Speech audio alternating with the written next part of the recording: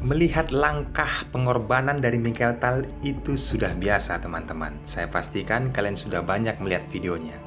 Tetapi kali ini saya akan memperlihatkan saat Mikael berhadapan dengan Lev Aronin. Pengorbanan diberikan, tetapi ada obat untuk menangkalnya. Tidak mudah tergiur.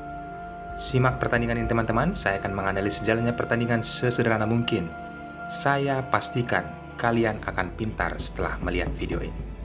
USSR Championship 1957. Jangan lupa subscribe dan nyalakan loncengnya. Selamat menyaksikan. Mikael memegang buah putih dan dia melangkah pion D4. Lev Aronin membalas pion D5. Putih pion C4 dan hitam pion E6. Di sini terjadilah gambit menteri ditolak, teman-teman. Setelah kuda pengembangan ke C3 dan hitam pion C5, di sini jelas terlihat, teman-teman, berubah menjadi taras defense. Hitam pengembangan kuda, putih juga pengembangan kuda. Langkah yang sama setelah kuda juga dinaikkan ke C6 oleh Lev Aronin. Lihat, pion A3 Mikael hitam gajah D6. Kenapa tidak bisa diikuti lagi langkah berikutnya, teman-teman? Karena apabila melakukan hal yang sama, pion A6 dilakukan oleh hitam. Kita melakukan perandaian, maka putih pukul pion dengan pion. Dan inilah yang akan terjadi. Menteri pukul menteri, apabila dipukul dengan raja, jelas hitam tidak memiliki hak untuk rokade. Apabila dipukul dengan kuda, maka pengembangan kuda putih ditempatkan langsung ke A4. Ini sangat produktif, teman-teman. Yang nantinya bisa ke B6 mengancam benteng, dan gajah petak putih bisa mengancam pion yang ada di C4. Maka dari itu, Lev Aronin tidak menyamakan langkah. Pengembangan gajah ke D6 persiapan rokade sayap raja, Mikael pukul pion dan gajah pukul pion. Selanjutnya, pion mengancam gajah. Gajah dipukul mundur dan harus menempatkan ke D6. Permainan berlanjut. Gajah ditempatkan ke B2 oleh Mikael mengambil diagonal hitam. Lev Aronin rokade sayap raja. Langkah taktikal, teman-teman, dan serangan mulai dilancarkan oleh Mikael. Menteri mengarahkan diagonal ke pion H7. Apabila kuda ditempatkan ke G5, itu sangat dangerous. Lev Aronin penempatan kuda mengantisipasi langkah brutal dari Mikael. Kuda ditempatkan ke E5 dan lihat, Mikael rokade sayap menteri. Rokade berseberangan, jelas, teman-teman. Serangan yang sangat brutal akan tercipta. Hitam menteri E7. Tetapi coba kita perhatikan, kenapa hitam tidak pukul pion yang ada di C4? Kita berandai. Apabila ini terjadi, gajah pukul kuda, pion pukul gajah. Dan Mikael penempatan kuda ke G5. Ada ancaman, teman-teman. Kuda yang ada di F6 tidak bisa bergerak. Apabila salah langkah, maka ini akan terjadi. Yaps, teman-teman. Apa yang bisa dilakukan oleh hitam? Pukul kuda dengan pion, pukul kuda dengan gajah, mengancam menteri. Menteri tidak bisa pukul gajah. Karena apabila ini terjadi, menteri pukul pion dan skakmat. Maka dari itu, teman-teman, Lev Aronin melihat hal ini semuanya dengan jelas. Kita kembali ke partai aslinya. Yaps, tidak pukul pion dengan kuda, tapi penempatan menteri ke E6. Balasan Mikael penempatan kuda ke B5, mengancam gajah yang ada di D6. Permainan berlanjut. Kuda manuver ke D7 yang nantinya bisa ditempatkan ke B6 dan bisa melompat nantinya ke A4. Yaps, penyederhanaan permainan dilakukan oleh Mikael. Setelah menteri pukul kuda, putih menaikkan menterinya ke C3. Tapi coba kita belajar, teman-teman. Ada langkah terbaik sebelum menteri ke C3, menaikkan pion langsung ke G4. Tujuannya ke G5 mengancam kuda. Apabila benteng ke E8, pion naik ke G5 mengancam kuda. Kuda bergeser ke H5. Perhatikan, teman-teman. Gajah ke E2 dan hitam di sini mengantisipasi. Naikkan pion G6, Ada ancaman langsung dari menteri ke C3, ditutup oleh pion. Apa tujuannya saya buat langkah seperti ini, teman-teman? Inilah perbandingannya apabila pion G dinaikkan terlebih dahulu sebelum menteri. Yaps, pion H4 dinaikkan, tujuannya jelas. Bisa ke depan, dan benteng bisa menempatkan diri ke G1. Ini sangat diuntungkan oleh putih. Tapi langkah Mikhail Tal tidak menaikkan pion G4. Kita bandingkan dengan partai aslinya. Menteri C3. Hitam, benteng E8. Putih menaikkan pion G4. Terlebih dahulu, seperti yang saya katakan tadi, dia menaikkan menteri, baru menaikkan pion. Setelah menteri hitam ke F8, putih gajah ke D3, hitam kuda B6, pion mengancam kuda. Di sini berbeda, teman-teman, karena kuda bisa langsung masuk, dan ini partai aslinya, mengancam menteri, menumpulkan gajah petak hitam yang dimiliki oleh Mikhail Tal. Raja memukul kuda. Ada ancaman kepada kuda. Yaps, dibiarkan oleh Lev Aronian, pertukaran perwira terjadi. Setelah pion pukul gajah, menteri pukul pion. Seperti ini kondisinya, teman-teman. Langkah terbaik Lev Aronian, menaikkan pion E5. Coba kita berandai, apabila dia salah langkah, memukul pion yang ada di F6, seolah-olah itu gratis. Ini sangat fatal. Benteng ke G1 dan skak, raja bergeser ke H8. Jelas di sini, menteri mengancam pion yang ada di F6. Hitam pasti menjaganya dengan menteri ke E7. Lagi-lagi, menteri tempatkan ke G4, ancaman skakmat di G7.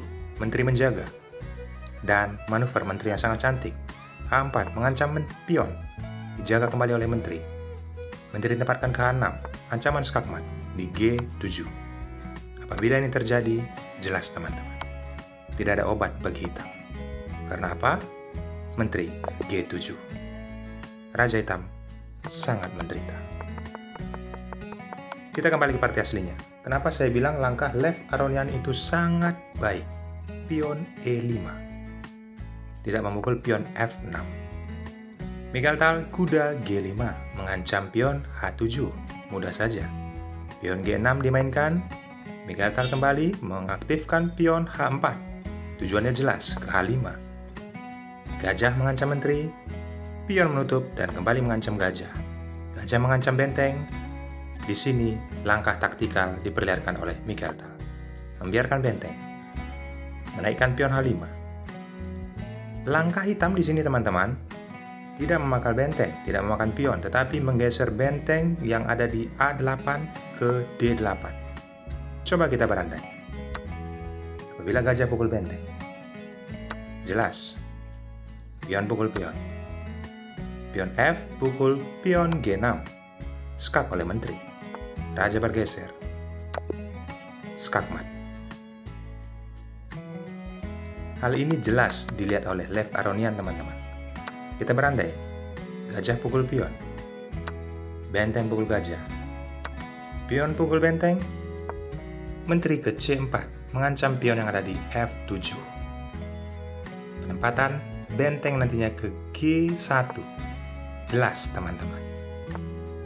Raja menghindari pinan, tetapi ada kuda posisi skak. Harus dimakan dengan menteri. Menteri pukul menteri. Apa yang bisa dilakukan oleh hitam? Walaupun bentengnya ditempatkan ke G8, dia pasti mati, teman-teman. Karena putih penempatan G7, dan ini kondisi akhirnya. Pelajaran penting bagi kita, teman-teman. Coba kita kembali ke partai aslinya. Masih dalam langkah perandaian, teman-teman. Langkah aslinya Lev Aronian memainkan benteng A8 ke D8. Ada langkah terbaik yang dipakai seharusnya benteng E8 ke D8. Kita perhatikan, pion pukul pion, benteng pukul menteri, dan di sini benteng pukul benteng, kondisinya berubah, teman-teman. Saya buat perbandingan seperti ini supaya teman-teman bisa lihat nanti langkah aslinya. Yaps, mudah saja raja naik ke F6. Mengancam kuda, apabila di sini kuda mundur ya, teman-teman. Dengan kondisi seperti ini, jelas permainan berimbang. Ini langkah aslinya. Benteng yang ada di A8 yang dipakai untuk mengancam menteri. Mikhail Tal mengabaikan menterinya, dan Lev Aronian mengambil menteri tersebut dengan benteng. Bedanya apa teman-teman? Dengan kondisi seperti ini, benteng pukul benteng, dan putih pukul benteng dengan benteng terlebih dahulu. Masih dalam perandaian, coba kita perhatikan. Apabila di sini putih tergesa-gesa langsung menaikkan pion G7 mengancam menteri, ada kesempatan bagi hitam untuk terlebih dahulu mematikan Raja Putih. Perempatan, yaps. Masih ada langkah tempo, tetapi hitam duluan membunuh Raja Putih. Benteng skak. Raja bergeser ke C1 dan skakmat. Jelas teman-teman. Hal ini diketahui oleh Mikhail Tal. Dia terlebih dahulu memukul benteng dengan benteng, tidak tergesa-gesa. Dengan kondisi seperti ini, jelas berbeda. Pukul pion dengan pion yang ada di H7. Langkah tepat yang dilakukan oleh Lev Aronian. Tetapi apabila dipukul dengan pion F7, ini berbeda ceritanya. Karena pion F7 dan skak. Seperti yang saya katakan tadi, benteng yang ada di E8 akan tumbang. Itulah makanya saya buat perbandingan agar teman-teman bisa paham dengan kondisi seperti ini. Jelas pion berubah dan menghantam benteng, dan menteri pukul menteri yang baru jadi promosi, benteng turun, dan di sini raja naik mengancam kuda mundur ke F3. Yaps teman-teman, kondisi seperti ini bisa dibilang berimbang, tetapi memang menyulitkan bagi putih. Dua benteng melawan satu menteri. Kita kembali ke partai aslinya. Pion H7 yang memakan pion G6. Lalu putih penempatan benteng ke H7, hitam benteng ke C8. Berikutnya dengan kondisi seperti ini. Satu langkah, pion F3 mengancam gajah, diabaikan. Benteng dinaikkan ke C6 dan ini teman-teman. Menteri harus memakan benteng. Karena apabila menteri menghindar, kita katakan ke C8, maka jelas benteng dan skak. Kemanapun raja pergi, dia akan mati. Ke F8, datang kuda ke H7, dan benteng ke E7, skakmat. Maka dari itu teman-teman, dengan kondisi seperti ini, menteri harus pukul benteng. Berikutnya Mikhail Tal memukul menteri dengan kuda, raja pukul kuda, pion pukul pion, dan raja di F6. Putih mencoba mengambil pion yang ada di B7, mudah saja dilindungi oleh benteng. Raja ke C3 dan inilah kondisinya teman-teman. Setelah putih melangkah ke C4 dan hitam memukul pion yang ada di G4, mereka sepakat untuk draw. Luar biasa. Langkah brutal dilakukan oleh Mikhail Tal, melakukan pengorbanan, tetapi Lev Aronian tetap memiliki obat ataupun langkah andalannya untuk tidak kalah. Pelajaran penting sudah saya berikan. Ucapan terima kasih dari kalian hanya perlu subscribe dan nyalakan loncengnya. Akhir kata saya ucapkan thanks and God bless. Bye-bye.